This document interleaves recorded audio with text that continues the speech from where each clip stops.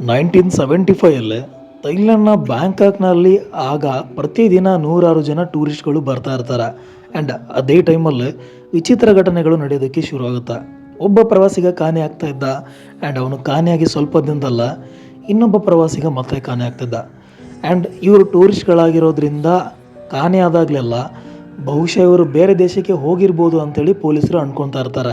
And ಆ ಟೈಮಲ್ಲಿ ಫೋನ್ಗಳು ಇಲ್ಲದೆ ಇರೋ ಕಾರಣಕ್ಕೆ ಕಾಂಟ್ಯಾಕ್ಟ್ ಮಾಡೋದು ಕೂಡ ಅಷ್ಟು ಈಸಿ ಆಗಿರಲಿಲ್ಲ. ಬಟ್ ಸ್ವಲ್ಪ ದಿನಗಳಲ್ಲ ಈ ಒಂದು ಸಿಚುವೇಶನ್ ಚೇಂಜ್ ಆಗುತ್ತೆ. ಒಂದು ಬೀಚ್ನಲ್ಲಿ ಸುಟ್ಟು ಹೋಗಿದ್ದಂಥ ಒಂದು ಯುವತಿಯ ಡೆಡ್ ಬಾಡಿ ಸಿಗುತ್ತೆ. ಮೊದಲಿಗೆ ಅದನ್ನು ಆತ್ಮ ಅಂತೇಳಿ ಅನ್ಕೊತಾರೆ. ಆದರೆ ಪೋಸ್ಟ್ ಮಾರ್ಟಮ್ ರಿಪೋರ್ಟ್ನಲ್ಲಿ ಇನ್ನೇನೋ ಬೇರೆನೇ ಇರುತ್ತೆ. ಅವಳಿಗೆ ಮೊದಲಿಗೆ ವಿಷ ಅಥವಾ ಇನ್ಯಾವುದೋ ಮದ್ದನ್ನು ನೀಡಿ ಅವಳನ್ನು ಅನ್ಕಾನ್ಷಿಯಸ್ ಮಾಡಿ ಅದಾದಮೇಲೆ ಅವಳನ್ನು ಹತ್ಯೆ ಮಾಡಿ ಎವಿಡೆನ್ಸನ್ನು ಎರೇಸ್ ಮಾಡೋದಕ್ಕೆ ಆ ಒಂದು ಶವಕ್ಕೆ ಬೆಂಕಿಯನ್ನು ಹಚ್ಚಲಾಗಿತ್ತು ಅಂತೇಳಿ ಗೊತ್ತಾಗುತ್ತೆ. ಈ ಘಟನೆ ಪೊಲೀಸರಿಗೆ ಸ್ವಲ್ಪ ಇಂಟ್ರೆಸ್ಟಿಂಗ್ ಅನಿಸುತ್ತೆ. ಆ್ಯಂಡ್ ಇದರ ನಡುವೆ ಇನ್ನೂ ಸ್ವಲ್ಪ ಪ್ರವಾಸಿಗರು ಮಿಸ್ಸಿಂಗ್ ಆಗಿದ್ದು ಕೂಡ ಗೊತ್ತಾಗುತ್ತೆ. ಈ ಒಂದು ಕೇಸ್ಗಳಲ್ಲಿ ಎಲ್ಲ ಕಡೆ ನೋಡಿದಾಗ ಒಂದು ಕಾಮನ್ ಆಗಿ ಕಾಣಿಸುತ್ತೆ. ಕಾಣೆಯಾಗುವ ಮೊದಲು ಅವರು ಒಬ್ಬ ಸ್ಮಾರ್ಟ್ ಮತ್ತು ಇಂಗ್ಲೀಷ್ ಮಾತನಾಡುವಂಥ ವ್ಯಕ್ತಿಯೊಂದಿಗೆ ಕಾಣಿಸ್ಕೊಂಡಿರ್ತಾರೆ. ಆ್ಯಂಡ್ ಆ ವ್ಯಕ್ತಿ ಹೆಸರು ಚಾರ್ಲ್ಸ್ ಶೋಭರಾಜ್.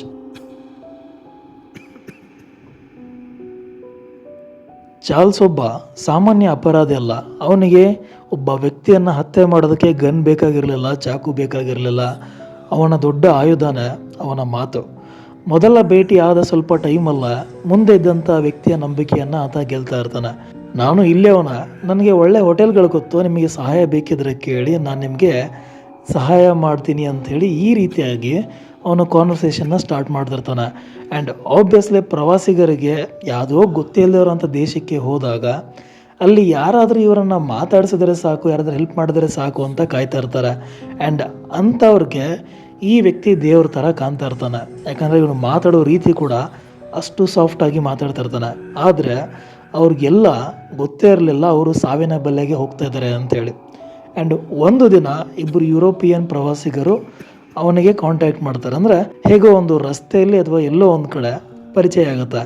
ಚಾರ್ಲ್ಸ್ ಅವರನ್ನು ತಮ್ಮ ಅಪಾರ್ಟ್ಮೆಂಟಿಗೆ ಕಳಿಸ್ಕೊತಾನೆ.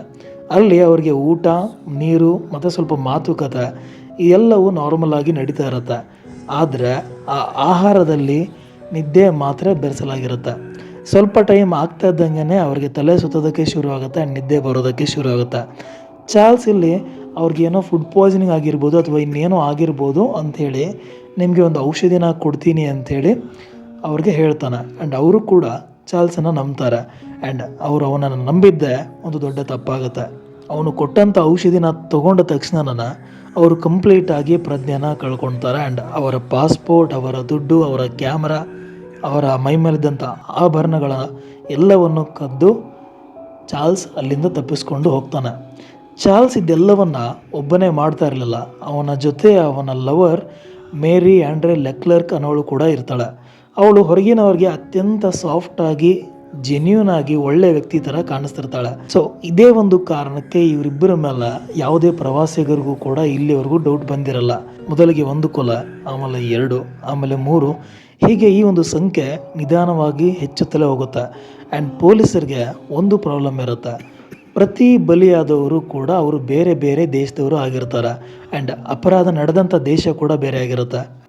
ಸೊ ಈ ಒಂದು ಹತ್ಯೆಗಳು ಬೇರೆ ಬೇರೆ ದೇಶದಲ್ಲಿ ಬೇರೆ ಬೇರೆ ಟೈಮಲ್ಲಿ ನಡೀತಿದ್ದ ಕಾರಣಕ್ಕೆ ಅಲ್ಲಿದ್ದಂಥ ಇನ್ವೆಸ್ಟಿಗೇಟಿಂಗ್ ಟೀಮ್ಗಳು ಇನ್ನೊಂದು ದೇಶದ ಇನ್ವೆಸ್ಟಿಗೇಟಿಂಗ್ ಟೀಮ್ ಜೊತೆ ತಮಗೆ ಸಿಕ್ಕಂಥ ಎವಿಡೆನ್ಸ್ ಆಗಲಿ ಅಥವಾ ತಮಗೆ ಯಾರ ಮೇಲೆ ಡೌಟ್ ಇರುತ್ತೆ ಇದು ಯಾವುದನ್ನು ಕೂಡ ಪರಸ್ಪರ 2 ಟೀಮ್ಗಳು ಶೇರ್ ಮಾಡ್ಕೊಳ್ಳೋಕ್ಕೆ ಆಗ್ತಿರಲ್ಲ.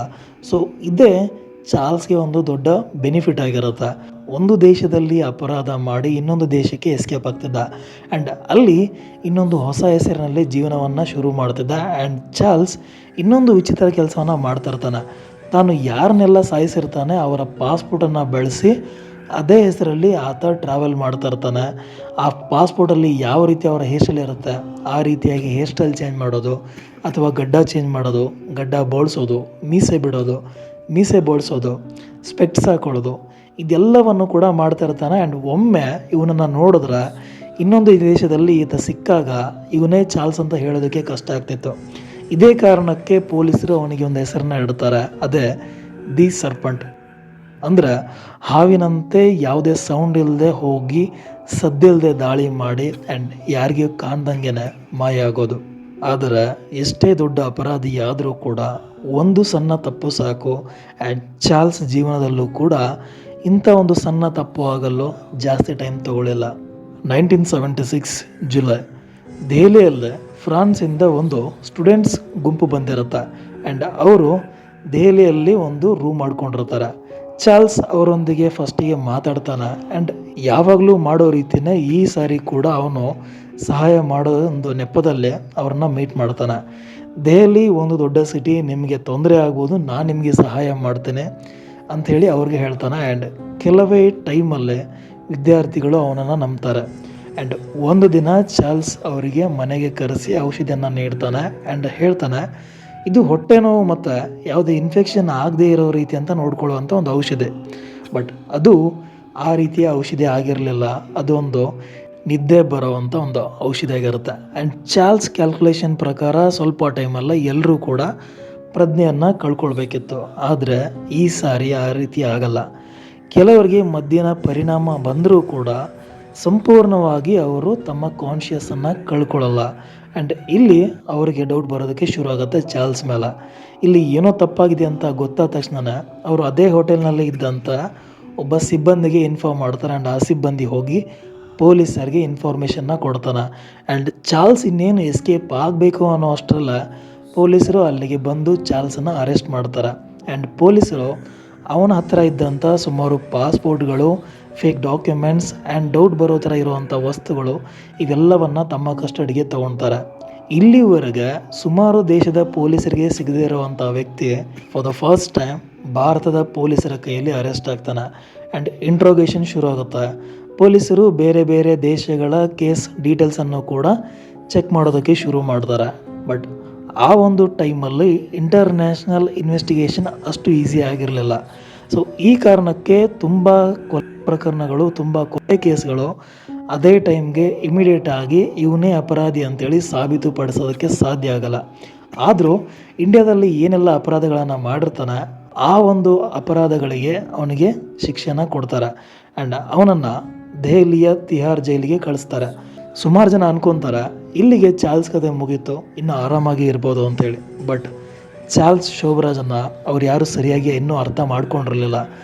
ಜೈಲಿನಲ್ಲಿದ್ದರೂ ಕೂಡ ಅವನು ತನ್ನ ಆಟವನ್ನು ನಿಲ್ಲಿಸಿರಲ್ಲ. ಜೈಲಿನಲ್ಲಿದ್ದಂಥ ಒಬ್ಬ ಸಿಬ್ಬಂದಿ ಜೊತೆ ಆತ ಫ್ರೆಂಡ್ಶಿಪ್ ಮಾಡ್ಕೊತಾನೆ. ಆ್ಯಂಡ್ ಎಲ್ಲರ ಜೊತೆ ತುಂಬಾ ಸಾಫ್ಟ್ ಆಗಿರ್ತಾನೆ, ಚೆನ್ನಾಗಿ ಮಾತಾಡ್ತಾ ಇರ್ತಾನೆ.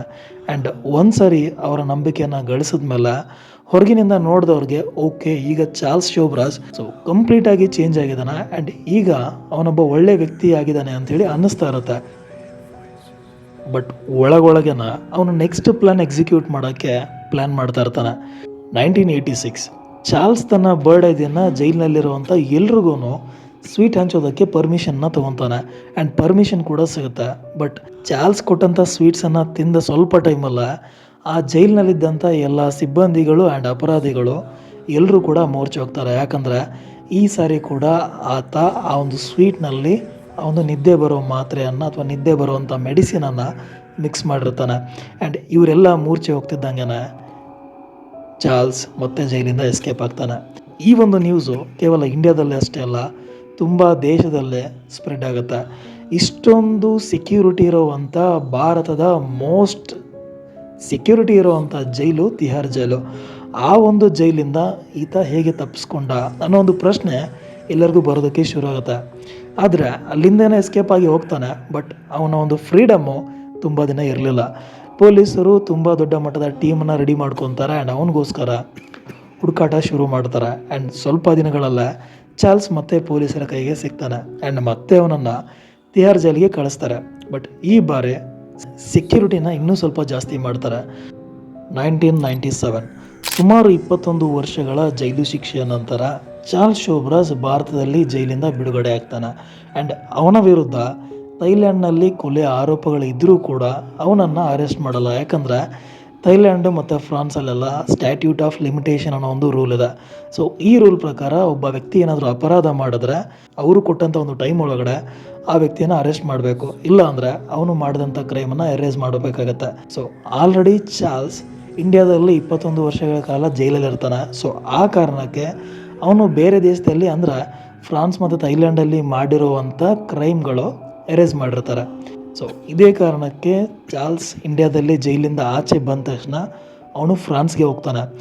ಯೂಶ್ವಲಿ ಈ ಥರ ಸೀರಿಯಲ್ ಕಿಲ್ಲರ್ಗಳು ಜೈಲಿಂದ ಆಚೆ ಬಂದಮೇಲೆ ಯಾರಿಗೂ ಕಾಣದೇ ಇರೋ ರೀತಿ ಎಲ್ಲೋ ಒಂದು ಕಡೆ ಚೆನ್ನಾಗಿರೋ ಜೀವನನ ಮಾಡೋದಕ್ಕೆ ಟ್ರೈ ಮಾಡ್ತಾರೆ. ಆದರೆ ಚಾರ್ಲ್ಸ್ ಆ ರೀತಿ ಮಾಡಲಿಲ್ಲ. ಅವನು ಟಿ ವಿಯಲ್ಲಿ ಹೋಗಿ ಇಂಟರ್ವ್ಯೂನ ಕೊಡೋದಕ್ಕೆ ಶುರು ಮಾಡ್ತಾನೆ. ಆ್ಯಂಡ್ ನ್ಯೂಸ್ ಪೇಪರ್ ಅವ್ರಿಗೂ ಕೂಡ ತನ್ನ ಇಂಟರ್ವ್ಯೂನ ಕೊಡ್ತಾ ಇರ್ತಾನೆ. ಆ್ಯಂಡ್ ತನ್ನ ಜೀವನದಲ್ಲಿ ಆತ ಏನೇನೆಲ್ಲ ಮಾಡ್ದ ಇದೆಲ್ಲವನ್ನು ಕೂಡ ಅವನು ಗರ್ವದಿಂದ ಟಿ ವಿಯಲ್ಲಿ ಮೀಡಿಯಾ ಮುಂದೆ ಹೇಳ್ಕೊತಾ ಇರ್ತಾನೆ.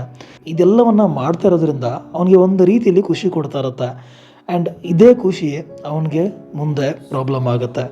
2003ರಲ್ಲಿ ಎಲ್ಲರೂ ಒಂದು ಪ್ರಶ್ನೆ ಕೇಳ್ತಾ ಇರ್ತಾರೆ, ಚಾರ್ಲ್ಸ್ ಎಲ್ಲಿಗೆ ಬೇಕಾದರೂ ಹೋಗ್ಬೋದು, ಆದರೆ ನೇಪಾಳಕ್ಕೆ ಮಾತ್ರ ಹೋಗಲ್ಲ. ಯಾಕಂದ್ರೆ ಅಲ್ಲಿಗೆ ಹೋದರೆ ಅವನು ಮುಂಚೆ ಮಾಡಿದಂಥ ಕ್ರೈಮ್ಗಳಿಗೆ ಅವನನ್ನು ಈಗಲೂ ಕೂಡ ಅರೆಸ್ಟ್ ಮಾಡೋದಕ್ಕೆ ಪೊಲೀಸರು ಕಾಯ್ತಾ ಇದ್ದಾರೆ ಅನ್ನೋದು ಅವನಿಗೆ ಗೊತ್ತಿದೆ ಅಂತ.